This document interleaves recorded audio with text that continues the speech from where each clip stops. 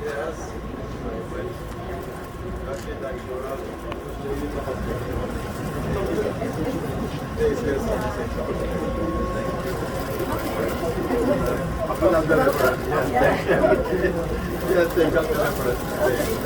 you.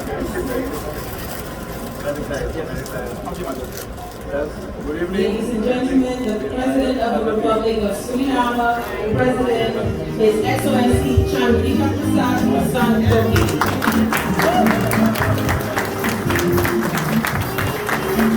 Good evening, President. May I please ask you to stay and stand? We're going to sing the national anthem of the Republic of Suriname. Mr. Fullington will do us the honor tonight. Thank you.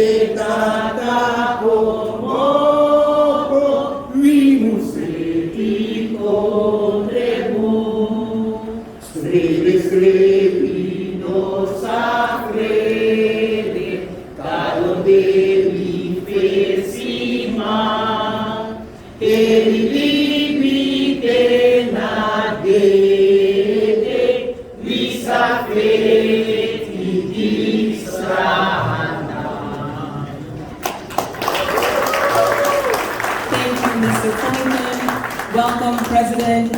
In ons midden, ik ga een beetje in Engels en Nederlands gaan, so I apologize ahead of time. Please take a seat.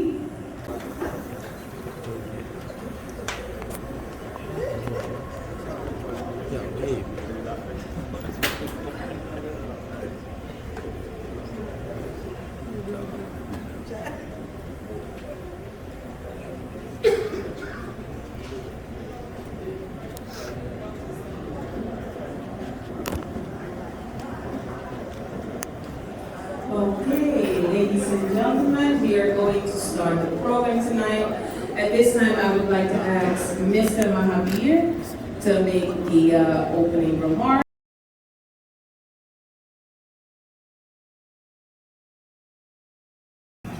We thank the Ambassador of Suriname to the United Nations, Mr. Sunil Sitali, for being instrumental in orchestrating your presence here today. On behalf of the organization, I thank all the supporters who took their time out to come here and share this moment. This highlights the willingness of the Suriname diaspora community to support Suriname on a social, economic level.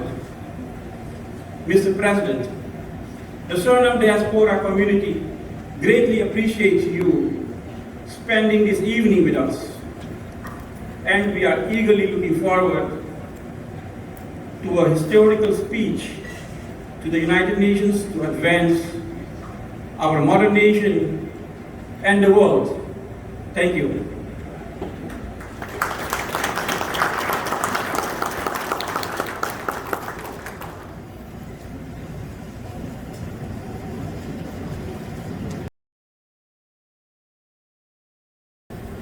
Good evening, all of you. Good evening. Sir Namang, Paude. I go. Welcome.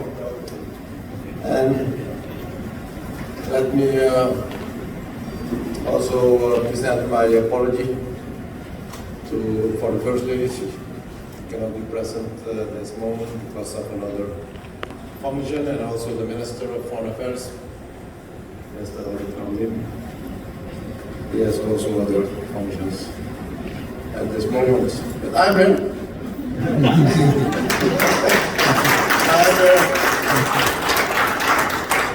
And let me express my sincere gratitude for you all. That you take your time today, come over, and to listen to the President of Suriname. Let me express also my sincere thanks to all the people who have organized this event.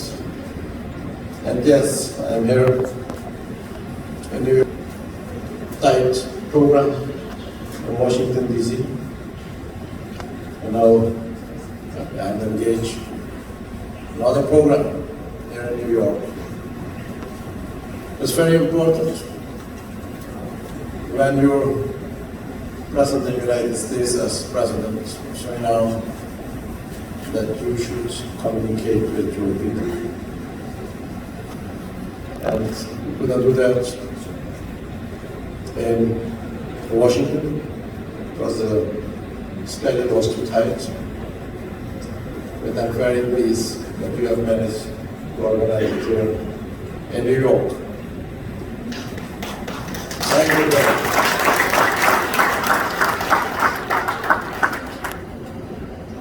Now, what is the meaning of this meeting? Firstly, is that I'm here also as your president. And secondly, that all of you have your roots in Suriname, directly or indirectly, and that your heart belongs to Suriname. Moreover, that I have announced before the election that I'll develop Suriname with 1 million people, 600,000 living in Suriname, and 400,000 living abroad, and you're part of that. So you're belonging also to my people who have also a responsibility to develop Suriname.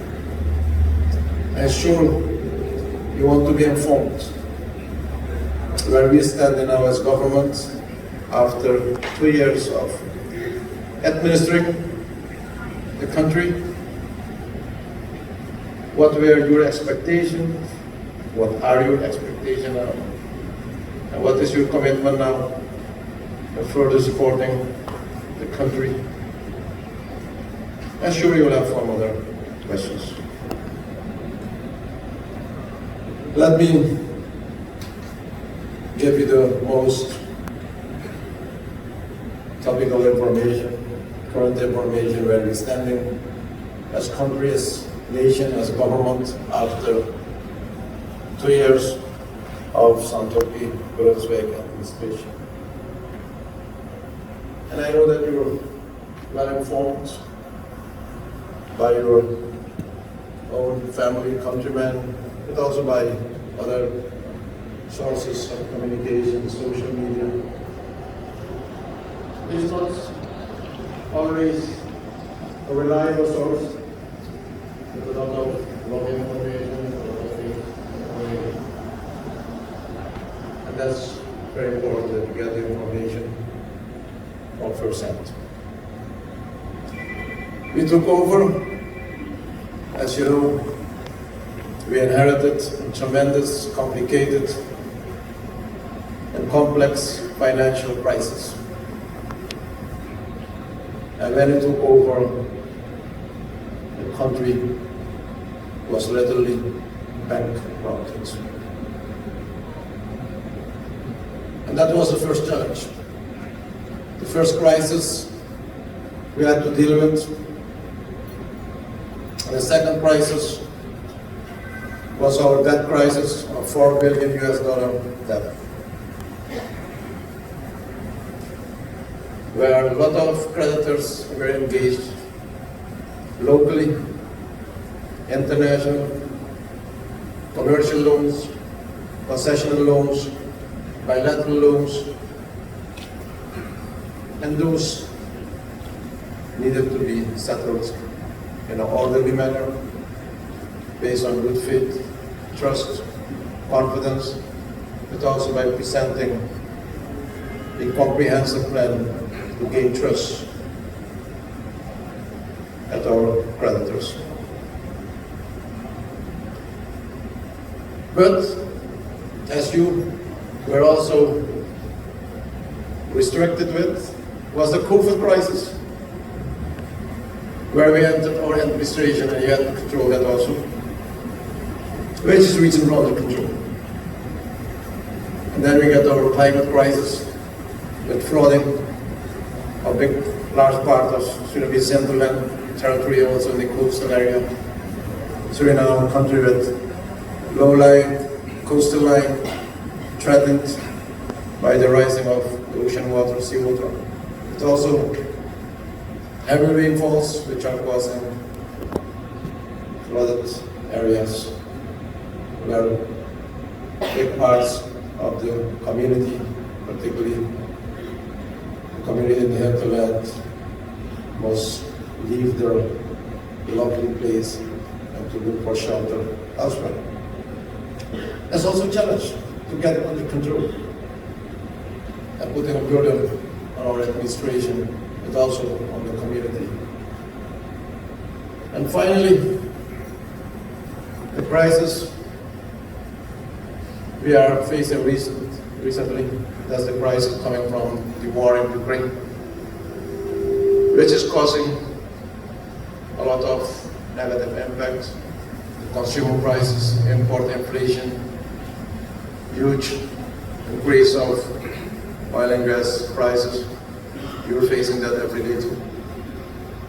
But imagine what that means for a small economy country, where people are facing already with so many other crises, that this crisis is coming also and create a burden for us as government, but also for the people. And I'm telling you this because this is the reality, and that is what we have to face as government, controlling the crisis before you can go to the next step.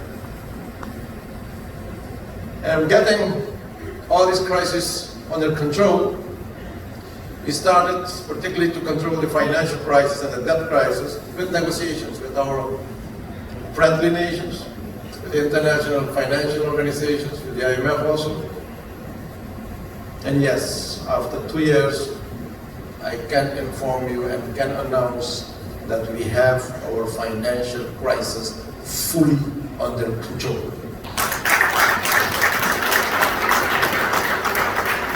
As regards our debt crisis, we managed to reach agreement with the Paris Club.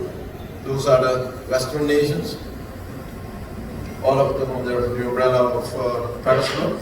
We reached agreements and we reached settlement about the debt restructuring, and we don't have any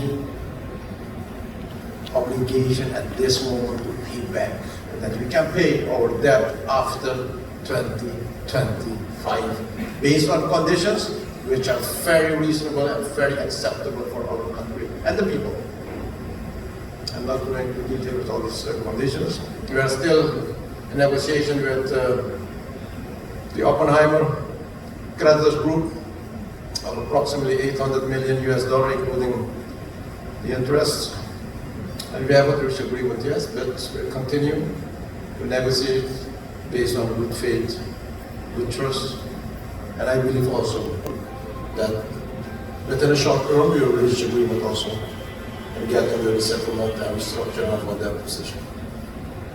The COVID situation is quite under control, but we're still monitoring and following the trends, nationally, regionally, as well as internationally. But the impact of COVID is there. The post-COVID crisis is still there, where companies are trying to get back in business. It's not so easy. to get concessional loans. It's not so easy to get access to cheap capital. That's a challenge. With capital with the interest rate at the commercial banks for more than 25%. It's not so easy. And on the foreign currency, interest rate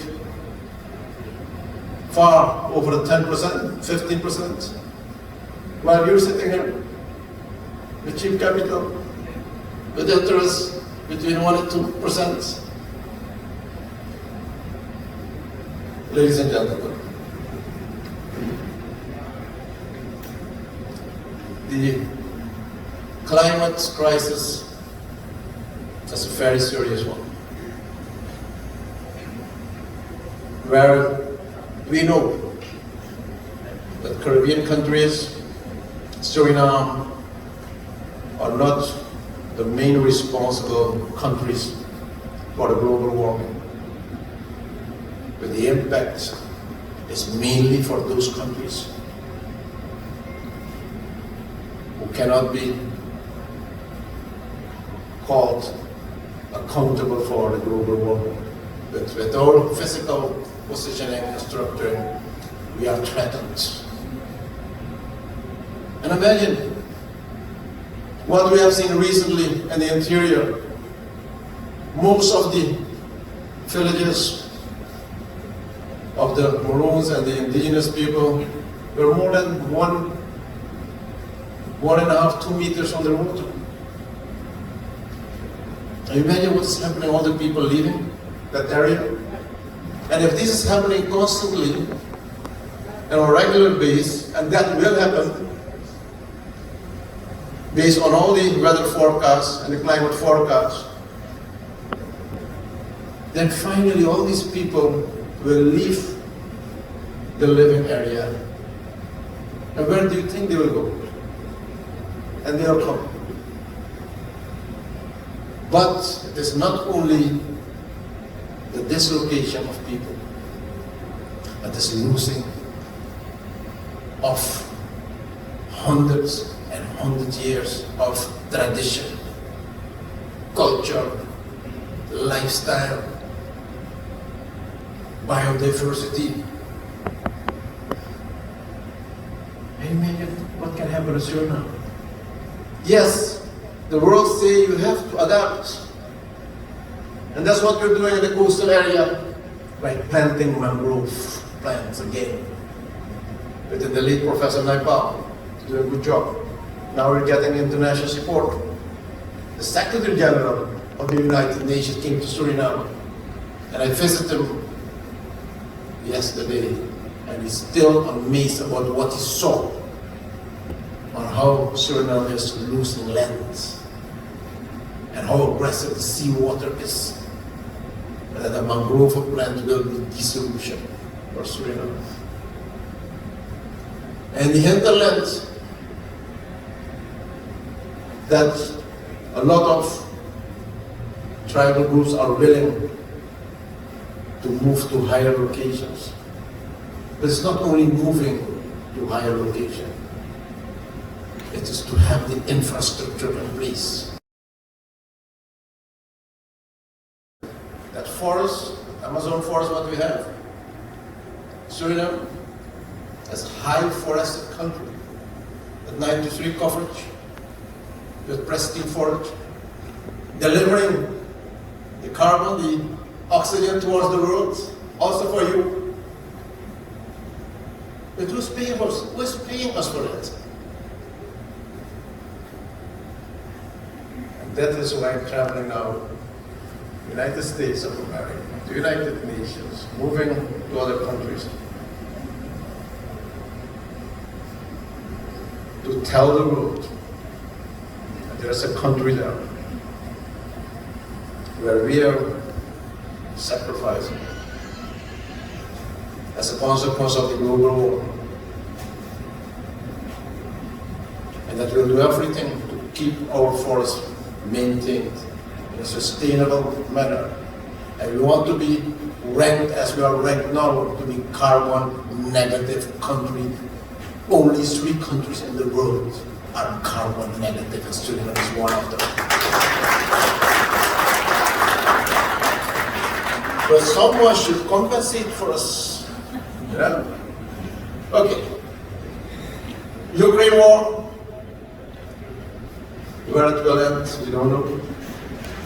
But even if it will end today, we still will face the tremendous negative impact of it, and the high import inflation, and also the increase of prices for food, threatening food security, threatening the availability of gas and oil. Those are things. And some of the issues we need to address it nationally, and that we're doing, based on our strategy as government, based on our recovery plan, and to reach those achievements and objectives as mentioned in our recovery plan, we entered into the IMF program, supported by the IMF, with approximately 700 million US dollar for the 3 years, extended fund facility, supported by the IDB for approximately 900 million US dollar for the coming 4 years. Also the World Bank and other international financial institutions, regional, like the European Development Bank, Islamic Development Bank, they're all supporting us with concessional loans. And that was the main objective of my visit to the director of the IMF in Washington. Because the IMF program, which we are supporting, which we are fully supporting, and which we will implement, because we need the total recovery of our economy, not for now, but also for the next generation. It's a very comprehensive plan for the first 3 years, but with a debt restructuring plan till 2035. Then we'll finish paying the final part of our debt, based on mismanagement of the previous government and bad administration. But we are not talking about that. You know it already. But when we notice as government that given the circumstances I mentioned, the 7 crises, with the impact towards our people in the country, and the IMF program, which is a very tough timeline, with deadlines, with targets, with review, daily, weekly, monthly, quarterly review, and based on the review, to get the payment by the IMF to strengthen your macro economy and the central bank, then we see, yes, that there is stability on macro level, which is recognized by the international community within 2 years. However, the impact on the micro level, the community level, the voters, that is had not reached a level of relief, strengthening of the purchasing power, getting again some financial room for improving the quality of life. No. It's hardship time for the community. It's tough time for the community. That is my responsibility, to bring relief. macroeconomic development, perfect, we need that. International cooperation, perfect, we need that. To gain back your trust and confidence in the international community, yes, we need that. To have strong communication, cooperation with friendly nations, yes, we need that. Support from international financial institutions, yes, we need that. But we need to protect our people, and that is my responsibility. And that was my message to the IMF. That when we were there 1.5 years ago, discussing the recovery program of Suriname, the debt restructuring program, negotiating with the creditors in close cooperation with IMF and the other international financial institutions, there was another reality there. There was another reality there. And now we are facing a new reality, new challenges. That was my message, IMF. We need to redesign our program. We need to redesign our IMF program. We need to have more flexibility in the timeline and the targets, the conditions, and based on our information and explanation, the director of IMF was fully convinced, and she agreed immediately, yes, IMF will support you in the redesigning of the program. And my technical staff started already with the technical staff of the IMF to come with a more realistic program with more flexibility, which should fit in the country's reality. And that will give us more room to bring relief in the community towards our citizens. Thereafter, we had a meeting with IDB, and IDB is also supporting this view, and they will come also with their amended program towards Suriname, particularly in the area of social safety program, but also with more funding for the subject subsidy to protect our people. And I ask IMF as well as IDB to give me also the support and technical assistance how to bring affordable food to the community. And those things will be also included in the new redesigned program towards Suriname. Yes, I went also to the government of the United States, had a meeting with Vice President Kamala Harris, more in the capacity of chairman of CARICOM, where we made good agreements, arrangements, and approved program in the area of food security, energy security, and also the finance. We had a bilateral meeting with the Secretary of State, Mr. Blinken, about the bilateral relationship between Suriname and the United States.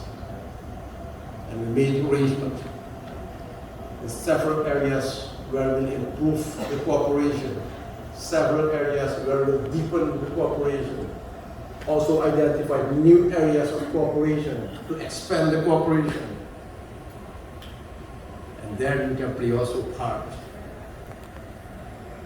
in making the new arrangements between Suriname and the United States, also supported by your activities, on which I will elaborate further.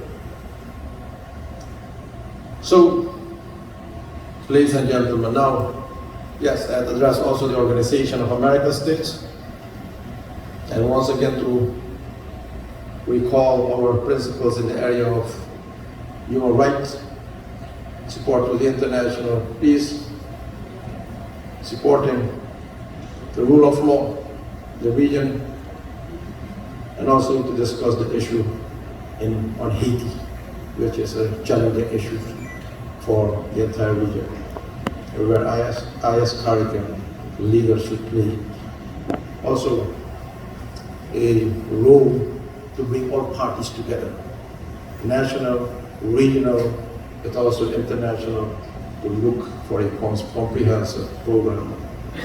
And those things are on the agenda also here in New York. So now I'm here at the first meeting yesterday with SG.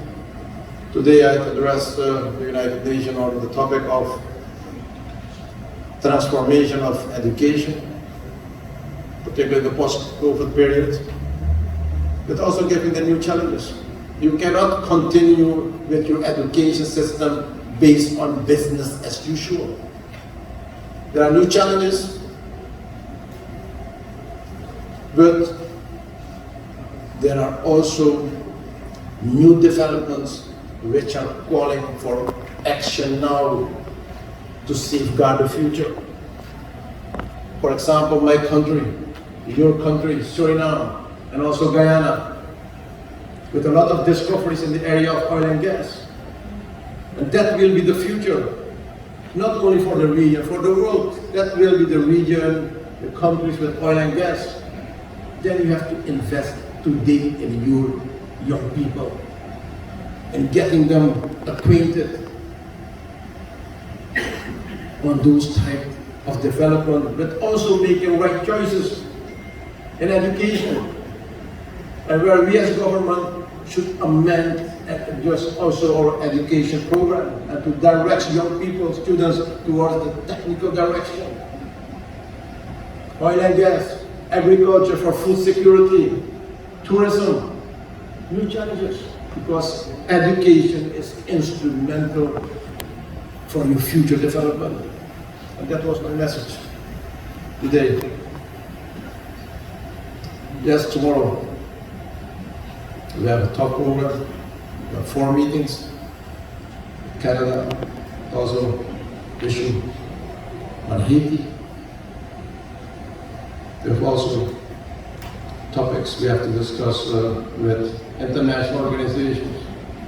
Wednesday, I will deliver my speech to the United Nations. Thereafter, I have also 4 meetings. Thursday, I have a lot of meetings. Friday, going back home. Because Washington program, New York program, the top agenda, but there's another tougher agenda, that's the agenda back home. As a result of all these meetings, but also with the result of this meeting this evening, I believe that we can create a bright future. We started a couple of years ago here in New York with our campaign. You were involved, you supported the campaign, and we formed a government coalition based on the election results. Yes, this coalition itself is a coalition with challenges. But given all the challenges of this government and governance, you have to express leadership. You have to express with that level of development for all your people, locally as well as abroad. Then we have to sacrifice and do everything in the interest of the nation, that we implement the program, what we have promised, that we implement the plan, what we have put in the parliament and government, and that we are doing. On September 29th, I'll have my address to the parliament, presenting the budget for 2023. We will continue with our policy. But don't forget, the budget deficit under the previous government of more than 90% of your GDP within 2 years is under 3% under the international norm within 2 years.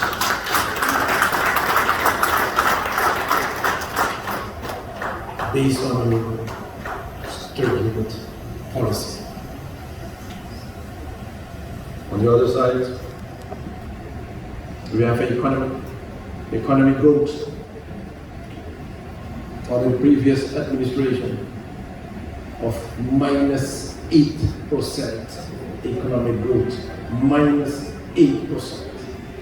And now within 2 years, as projected by IMF and as projected by the World Bank, this year we will have a positive economic growth of 1.5% within 2 years. But sure, those are macroeconomic parameters. Whether you people, your family, your friends there, I know they're complaining every day. They live with the reality of every day, with their own parameters, and that is what I have in my purse. What's the price of food in the supermarket? What's the price of oil? And what is the price of so many other things? Yes, this is what we have to achieve for the coming 3 years. We started already in Suriname with our social safety net program, with our subject subsidy on gas, electricity, and a lot of other sectors also. With the international support, we'll have a better position as country, as administration, to bring a relief in the community, based on also the redesign of the programs of the international financial institution. Yes, when you have reached this level of development, then it's time for investors to invest in Suriname. There's time for you, after 2 years of discussions, after 2 years of looking what is going on, there's also a lot of people who are also today gathered there, who have initiated some concrete projects. Some of them succeeded with the short term, some of them are still pending, but now is the time for investments. Now is the time for doing business. And I'm here also as president to see what kind of business you have. There are some challenges to get the business done as quick as possible.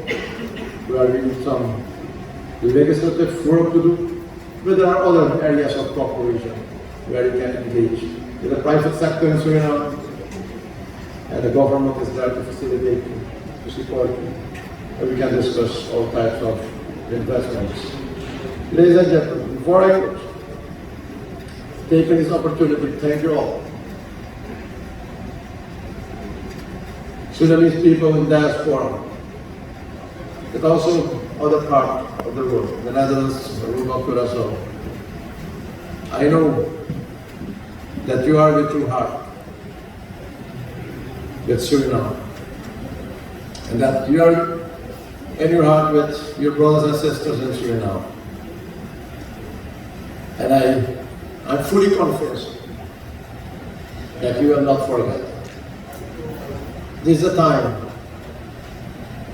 to give them the support they need, the support they are looking for. And I'm leaving up to you how you will think to provide that support. That every support will be welcome. And yesterday I had a meeting with the ambassador, Mr. Singham, permanent mission at the United Nations, and I've instructed him already that from today, the cooperation between the diaspora and my government and the community over there will be different. A decision I took is that here in New York, I will compose a project team comprising of dedicated persons, a project team comprising of all sectors. And on my side, at the cabinet of the president, there will be also a project team with which we will partner. And from today, we will identify all the issues and all the problems, but also all the opportunities. What you have in mind already. And together with my team, sit together and start taking the actions. 2 years were enough to observe. 2 years were enough to read. And 2 years were enough that some of your projects were not succeeded because of bureaucracy or other things. Now we have to take the concrete steps. So I'm inviting the diaspora community to communicate with the ambassador as quick as possible. And I'll have my team at the cabinet so we can be engaged as a joint working group approved by presidential decree with a timeline, with targets identified, and together, based on shared responsibility, based on collective efforts, that we will start by taking the necessary steps to have our plans, to have new plans achieved as quick as possible. And I cannot close by expressing my sincere thanks to Mr. Gay, who is also here, who is supporting us by designing also the internet and the web side of the political party, the PHP, which I'm chairing as chairperson. Mr. Gay, and you're very welcome. Thank you very much for your support. And I'll thank all of you, the organizing committee and all the people who are involved in making this evening an evening with you and me, an evening in New York, let's say Paris, an evening in New York, which we'll not forget, with which will open new doors. And that this evening will be the new window for new opportunities between you and Suriname, your beloved country. And I'm here as president also to thank you for all the support you're giving to my people and my country. Thank you, may God bless you all.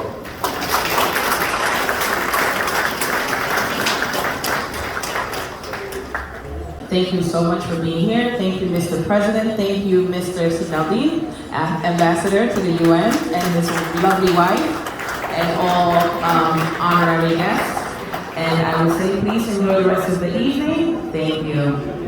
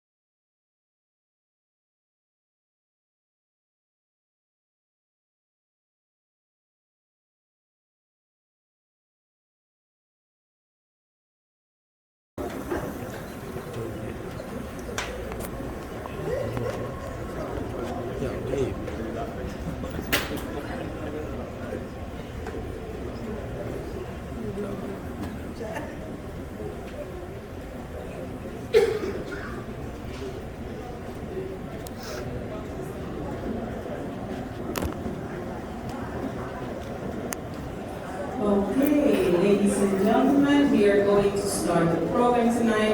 At this time, I would like to ask Mr. Mahabir to make the opening remarks.